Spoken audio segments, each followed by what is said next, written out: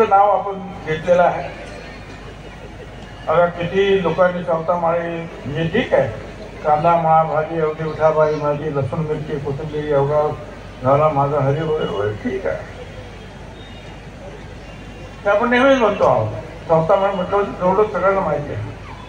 पण सावता माळी म्हटल्यानंतर, संत सावता माळी म्हटल्यानंतर योग ताप योग याग तप धर्म सोपे वर्म घेता तीर्थ व्रत दान शांग यांचा पांग आम्हा नको. त्याचा अर्थ असा, आमच्या सुतरायाला जर पसंत करून घ्यायचं असेल तर योग याग जप तप तीर्थ व्रत व्रत कैवल्य या साधनाची आम्हाला अजिबात गरज नाही, हे सांगणारे जे आहेत संत शिरोमणी सावता महाराज. एक लक्षात घ्या, सावता महाराजांना आपण संत शिरोमणी म्हणतो आहोत. याचं कारण या सर्व संतांमध्ये ते सर्वश्रेष्ठ होते. याचं कारण सर्व गुणिते होते. त्यांनी जेव्हा समाधी घेतली तेव्हा संत ज्ञानेश्वर आणि नामदेव सगळे हजर होते त्यावेळेला. ही संत सावता महाराजांची जी आहे ही महती आहे, ती तुम्हाला किती लोकांना माहिती आहे. पण त्याच सावता महाराजांच्या माळी समाजामध्ये म्हणा, महात्मा ज्योतिराव फुले जन्माला कालच जयंती झाली नायगावला, तिथे मुख्यमंत्री आम्ही सगळं होते. त्या ठिकाणी सावित्रीबाई फुलांचा जन्म झाला आणि त्यांनी सुद्धा हेच सांगितलं. पण आमच्या सगळ्या भगिनींना आज सुद्धा मला कोणी वाईट वाटून घेऊ नका, मला मी जर स्पष्ट बोलतो, आमच्या या सावित्रीपेक्षा त्या वट सावित्रीचं जास्त कौतुक आहे. या सावित्रीची आठवण होईल किंवा न होईल, त्या वट सावित्रीची आठवण मात्र करत होते. अरे बाबा, ती पुराणाची कथा आहे, ही सत्य कथा आहे. मी ज्या वेळेला पाहतो, माझा काही विरोध नाही, तुम्ही सकाळी गणपतीची पूजा करा, हनुमंताची पूजा करा, करायचं, आमच्या घरात सुद्धा करतात. दगडूशेठ गणपतीच्या समोर त्या 25,000 आणि 50,000 अथर्व वेद आमच्या आता महिला बोलणार आहेत म्हणून सांगतात आणि तो कार्यक्रम एका वेळेला 25,000 50,000 किती मोठी गोष्ट आहे. पण हे अथर्व वेद शिकण्यासाठी तुम्हाला ते खरं जे विद्यादान केलं आणि ते विद्यादान सुरू केलं, त्या सावित्री माईंची जी पहिली मुलींची शाळा फक्त रस्त्याच्या पलीकडे आहे. तिथं जाऊन कोणी जे आहे नमस्कार करत नाही, डोकं टेकवत नाही, त्या सावित्री माईची कुणाला आठवण नाही, जिने तुम्हाला शिक्षण दिलं आणि अथर्व वेद वाचायला आणि बोलायला शिकवलं, तिचे मात्र तुम्हाला आठवण येत नाही. हे दुःख आहे, हे आमच्यासारख्यांचं दुःख. काय हरकत आहे? महात्मा फुल्यांचा जो आहे पुण्यतिथी 28 नोव्हेंबर फुलेवाड्यामध्ये आम्ही सगळे जातो. बोलावं का लागतं तुम्हाला? का नाही कोणी कुठे? ठीक आहे, 28 नोव्हेंबर म्हटल्यानंतर पुण्याचा फुलेवाडा, 3 जानेवारी नायगाव. मी जगात कुठेही जरी असतो ना तर गेली 20-25 वर्ष जे आहे हे 2 दिवस आमचे कधी चुकणार नाही, जाणारच. मला एक सांगा, 6 डिसेंबरला बाबासाहेब आंबेडकरांना महापरिनिर्वाण दिलं. 10 लाख 20 लाख लोक येतात, स्वतःची भाकरी बांधून येतात, पाणी घेऊन येतात. 4-4, 5-5, 10 किलोमीटर लाईन लागते, रेल्वे भरून जाते. कोण बोलवतं त्या गोरगरिबांना? पण तुम्हाला आम्हाला किती आहे जाण? महात्मा फुल्यांची, सावित्रीबाई फुल्यांच्या कामांचे किती जाण आहे आपल्याला? आपल्याला सांगावं लागतं, आपल्याला बोलावं लागतं. राष्ट्रवादीचे नेते आमदार छगन भुजबळ नवी मुंबईतील कळंबोलीमध्ये संत सावतामाळी समाज विकास मंडळ या कार्यक्रमाला उपस्थित होते. या कार्यक्रमाच्या वेळी नामदार कॅबिनेट मंत्री जयकुमार गोरे यांचा कळंबोलीकरांच्या वतीने सत्कार करण्यात आला. तसेच पनवेलचे आमदार प्रशांत ठाकूर यांच्या हस्ते दीप प्रज्वलन करून कार्यक्रमाची सुरुवात करण्यात आली. श्री संत सावतामाळी समाज विकास मंडळ यांच्या वतीने क्रांतिज्योती सावित्रीबाई फुले यांच्या 194व्या जयंतीच्या निमित्ताने कळंबोली, नवी मुंबई येथे आयोजित करण्यात आलेल्या कार्यक्रमाला आमदार छगन भुजबळ हे आवर्जून उपस्थित राहिले। या प्रसंगी संत श्री सावता महाराज, क्रांतीसूर्य महात्मा ज्योतिबाराव फुले, क्रांतिज्योती सावित्रीबाई फुले, छत्रपती शिवाजी महाराज यांच्यासह महापुरुषांच्या प्रतिमांना पुष्प अर्पण करून अभिवादन करण्यात आले।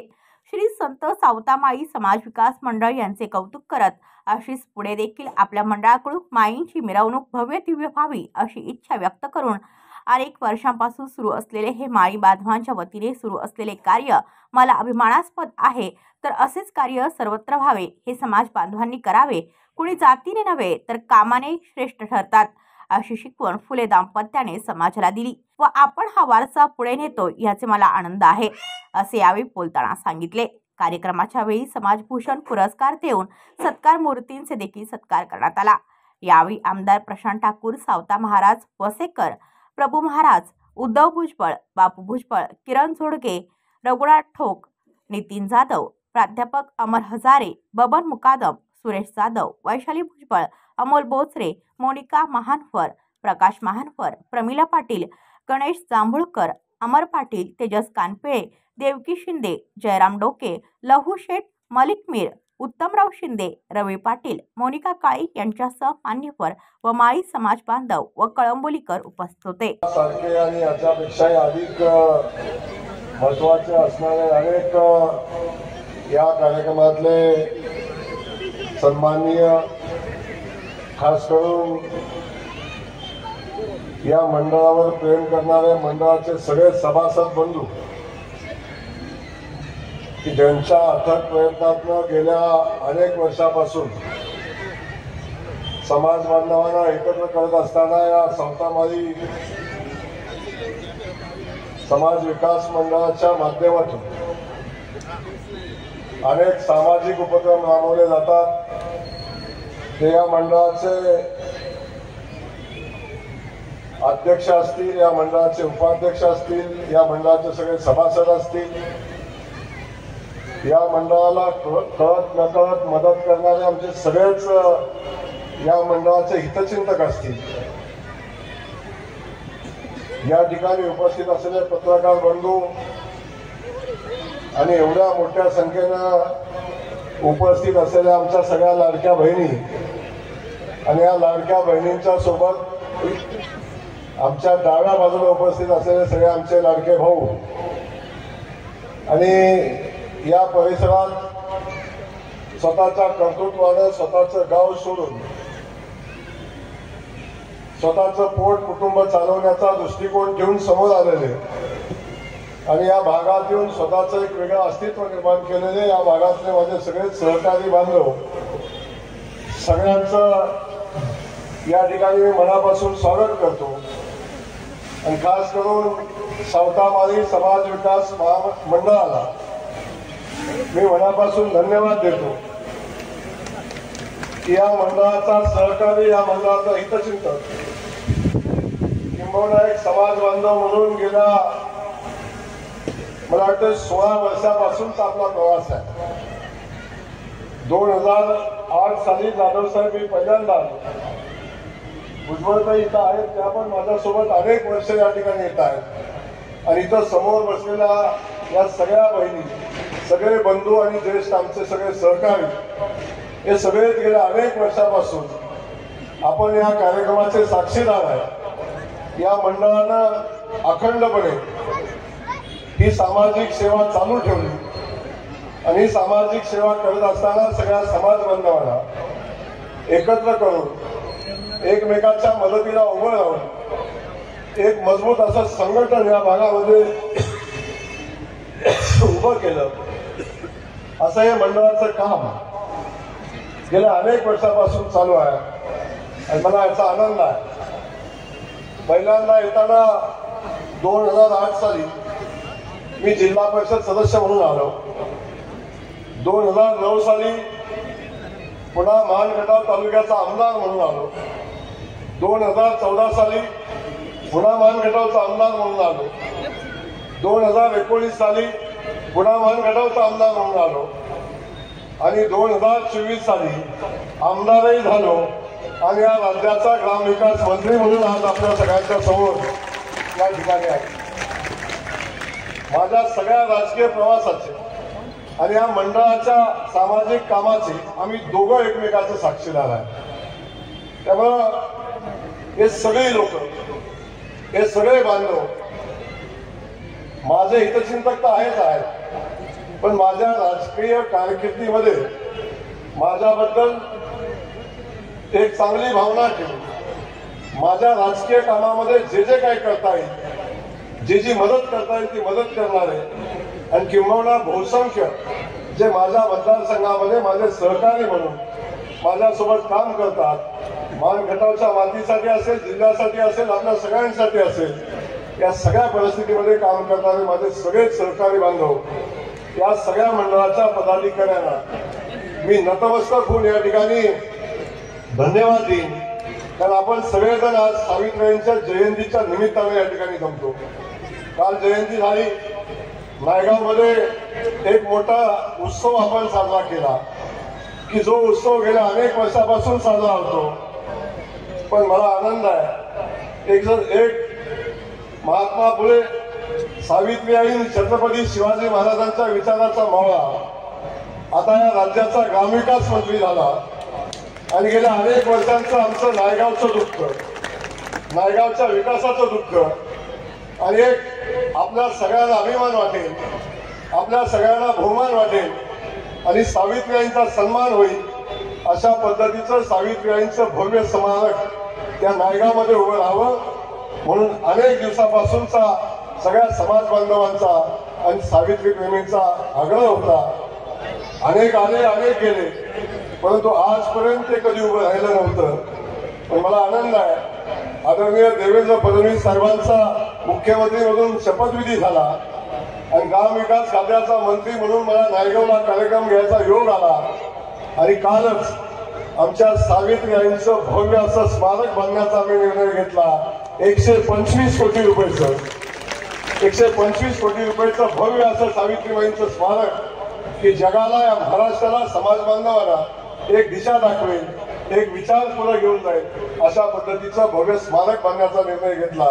आणि येणाऱ्या 2 वर्षाच्या आत आमच्या सावित्रीबाईंच्या विचाराचं स्मारक उभं राहील आणि त्या ठिकाणी आमच्या महिला भगिनींचा कौशल्य विकास असेल, उमेद असेल, अगदी लखपती दिदी असेल, या सगळ्या भगिनींच्यासाठी भव्य असा प्रशिक्षणाचा कार्यक्रम त्या ठिकाणी राबवला जाईल अशा पद्धतीची भूमिका घेऊन काम करण्याचा संकल्प आम्ही केला.